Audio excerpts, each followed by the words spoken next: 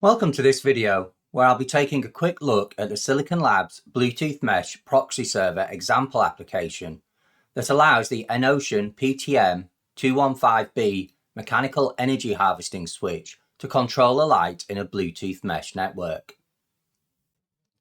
The module inside the switch generates enough power to transmit Bluetooth packets when the switch is activated through mechanical energy harvesting, which removes the need for a battery or power supply.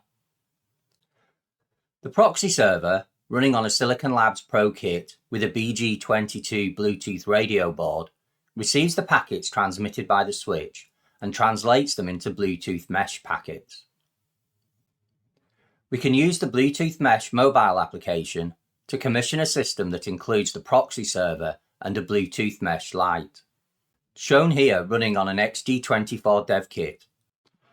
The pairing between the EnOcean switch and proxy server is achieved by first pressing a button on the proxy server, then completing a sequence of button presses on the EnOcean switch,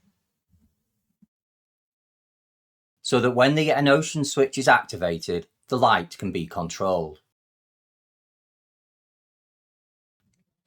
By bringing the Silicon Labs Bluetooth Mesh GitHub examples into the Simplicity Studio IDE, you can create the proxy server example project, including code, with just a few clicks.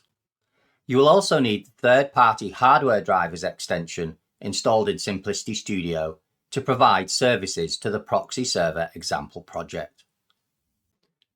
You can find further information on the hardware used and how to bring the required files into Simplicity Studio by following the links in the video description. Thanks for watching.